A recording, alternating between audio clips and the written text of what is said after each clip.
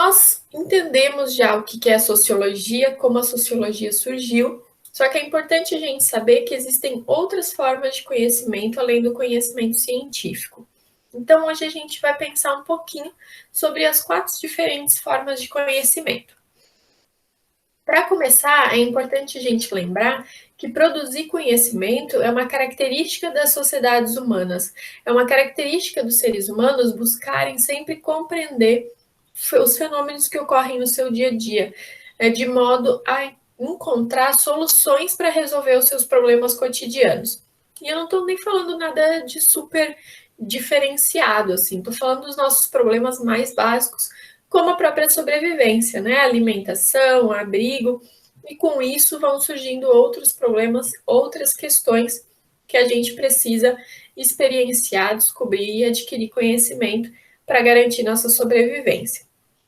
Conhecimento é toda a compreensão e prática que vai ser memorizada e transmitida e vai ajudar a gente a lidar com as nossas tarefas do dia a dia, vai ajudar com a nossa vida cotidiana. Todos nós somos capazes de produzir conhecimento.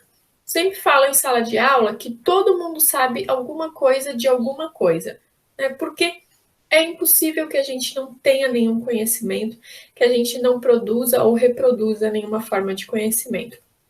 Mas existem diferenças na forma como esse conhecimento é produzido.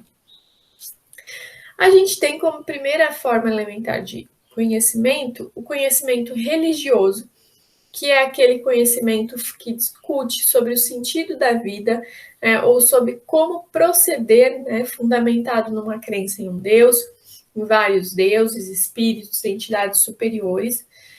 Esse conhecimento ele se sustenta na crença em uma realidade exterior ao mundo, né, exterior a nós, transcendente, ou seja, provavelmente mais forte, com mais poder, que influencia, então essa crença influencia a nossa percepção da realidade social, modifica, determina a nossa explicação para as coisas que acontecem na nossa realidade. Então, é a partir desse conhecimento que eu vou basear minhas explicações e minha compreensão da vida. Uma dica interessante que eu tenho para vocês é que vocês assistam o documentário A História de Deus. Esse documentário está no Netflix e ele aborda diferentes temas e como cada religião pensa sobre esses temas. É bem legal porque ele trabalha com religiões que são desconhecidas por nós, apesar de ter um número bastante grande de seguidores, de fiéis. Então é uma oportunidade para a gente conhecer também diferentes religiões. Fica a dica aí desse documentário. Depois a gente tem o conhecimento filosófico, que é o conhecimento que faz um esforço para dar sentido racional aos mistérios do mundo, né? Então vai buscar explicar as coisas de maneira racional, com reflexão, argumentação, contra-argumentação. Vai buscar o significado, o sentido, a origem das coisas, com um pensamento racional e lógico. Né? Então, como, por exemplo, o famoso cogito ergo sum do Descartes, né? Penso, logo existo. Qual é a afirmação lógica? Uma é que eu penso, né? Não tem como eu dizer que eu não penso porque eu estou pensando. Então, isso é uma afirmação lógica. Se eu penso, tem como eu saber se eu existo, né? Só assim eu posso saber se eu existo. Se eu não penso, não tem como eu saber. Então, se eu penso, eu existo, né? Então, parece meio atravessadinho agora eu falando aqui, mas pensem um pouquinho com calma, pensem nas aulas de filosofia de vocês vão compreender como, a partir de um argumento que se encaixa no outro, eu vou buscar uma explicação lógica para dar sentido, para dar uma explicação para alguma questão. Depois a gente tem o senso comum, que é o conhecimento empírico, cotidiano. É aquele conhecimento que é fundamentado na experiência e que ele se impõe, né, como base para nossas opiniões, nossas ideias, concepções de mundo. Então, é o conhecimento prático e vulgar, né? O nosso conhecimento cotidiano que está na mão aí todos os dias. Esse conhecimento vai orientar nossas ações, e também vai dar sentido a elas. Então, quando a gente entende lá o que é sociedade, né, eu explico que a sociedade é um grupo humano que habita no mesmo local, no tempo e no espaço, né? E que segue um padrão comum.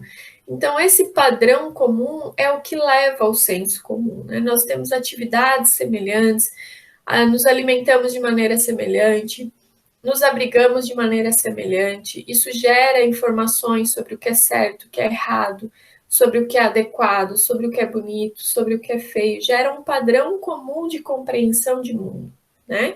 E esse é o senso comum.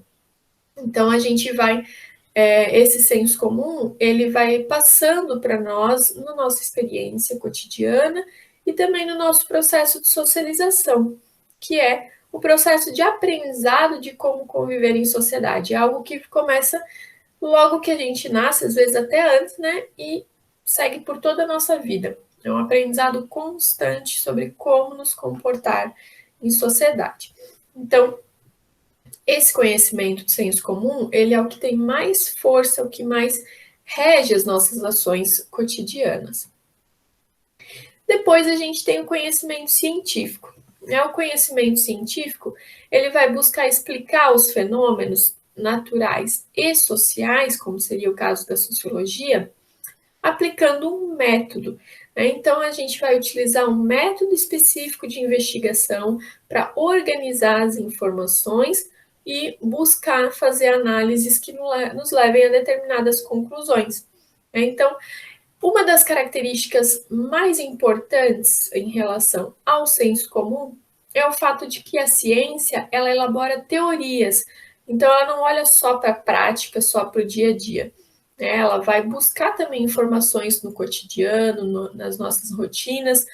Muitas questões científicas vão partir, né, dos nossos problemas cotidianos, mas ela vai buscar teorizar, né, observar, fazer uma pesquisa para analisar e formar uma teoria a respeito daquela experiência. Outra característica importante aí em relação ao conhecimento religioso é que a ciência, ela tem a característica de poder ser criticada, refutada, negada, né? Então, ela pode, podemos fazer uma pesquisa hoje, chegar a uma conclusão e depois fazer uma nova pesquisa e mudar algumas conclusões daquela pesquisa anterior, ou um outro cientista, uma outra cientista pode fazer uma nova pesquisa que vai contradizer alguns dados que eu coletei, que eu descobri, né? Então, a religião, o conhecimento religioso é um conhecimento que não pode ser negado, né? Se vocês lembrarem, a fé é a crença nas coisas que não se podem ver nem se podem comprovar. Então, essa é a maior diferença da ciência com relação à fé, né? A intenção, o objetivo de comprovar a existência ou a explicação para alguma coisa e a possibilidade de essa explicação ser refutada, né, ser contradita. Para a gente compreender um pouquinho melhor como é que funciona o método científico, eu destaquei aqui a amostra e a hipótese. Como vocês podem ver aqui nesse desenho, essas são algumas etapas, né, de uma pesquisa científica. A gente faz observação, a gente determina algumas perguntas que a gente quer respostas, a gente formula hipóteses, a gente faz um experimento, a gente pega as informações desse experimento, faz análises, compara, né? Compara com os nossos próprios dados, compara com dados de outras pesquisas e chega então a alguma conclusão. Quando a gente fala de pesquisa sociológica, né, mas também de outras pesquisas, a gente tem uma informação importante na definição dessa tarefa, que é a amostra. Dificilmente eu consigo fazer uma pesquisa com a totalidade do grupo social que eu estou estudando, né? Isso é mais possível quando é uma pesquisa com um grupo menor. Por exemplo, se eu fosse fazer uma pesquisa com os alunos que estão com os alunos dos terceiros anos que estão fazendo as aulas 100% remoto. Então, é um grupo menor, eu tenho a possibilidade de fazer entrevistas com todos vocês. Já se eu for fazer uma pesquisa com um grupo grande, né? Por exemplo, eu quero fazer uma pesquisa, conhecer, ter informações sobre todos os alunos do Tiradentes que estão fazendo aula remota. é um grupo bem maior. Então, eu vou separar uma amostra para fazer essa pesquisa. Essa amostra é um percentual dos indivíduos do grupo total. Então, eu vou fazer um recorte que vai representar a totalidade do meu grupo. Então, eu vou pegar as características principais desse grupo, se tem mais meninos, mais meninas, as idades, as turmas, fazer essa análise primeiro para separar um grupo, um percentual que eu vou escolher então para fazer as entrevistas. E assim eu vou ter uma amostra que vai ser capaz de representar todo o meu grupo. Outra coisa é a hipótese, né, que tem tudo a ver com o fato de a ciência poder ser refutada. A hipótese, ela é uma suposição do pesquisador. Então, é a minha ideia de resposta à minha pergunta. Então, por exemplo, se eu estiver me perguntando e querendo fazer uma pesquisa sobre qual o estado de espírito de vocês hoje, se vocês estão animados, felizes, tristes, chateados, com frio, enfim, eu poderia colocar uma hipótese de que vocês estão desanimados porque tiveram que acordar cedo e está frio, né? Então, isso seria uma hipótese, uma possibilidade de resposta à minha dúvida científica. Essas hipóteses que um cientista elabora, elas podem ser confirmadas, negadas, reformuladas ao longo da pesquisa, conforme vai acontecendo a coleta de dados e a análise também. Nas ciências sociais, a gente tem duas principais abordagens de pesquisa, dois principais métodos: o método quantitativo e o método qualitativo. Aprofundando neles, eles têm algumas outras ramificações, né, de tipo de pesquisa que acontece em cada um. Mas é importante a gente conhecer o que é fundamentalmente cada um deles.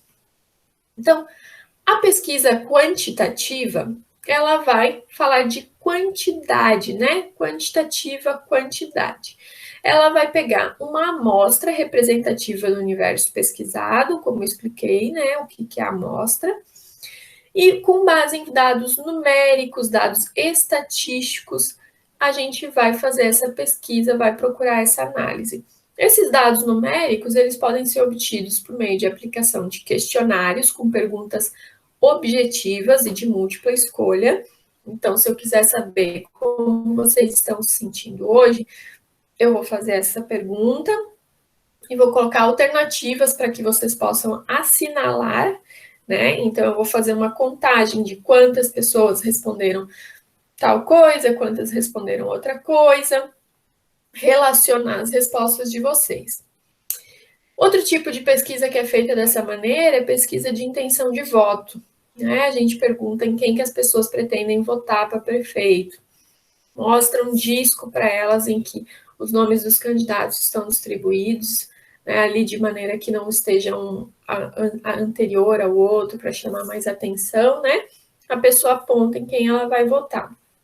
Então, é outra maneira de fazer esse tipo de questionário. Esses dados numéricos também, eles podem ser pegos em registros, né? Agora, por exemplo, com a pandemia, registros de hospitais, registro de cartório, compra e venda de medicamentos, registros de óbito, né? Confirmação de laudo, de diagnóstico. Então, são dados numéricos, né? Coisas que você tem que preencher, que você assinala, informações objetivas que não tem muito espaço para interpretação. Já a pesquisa qualitativa, ela é usada por meio do convívio, da interação e entrevistas mais abertas, mais flexíveis.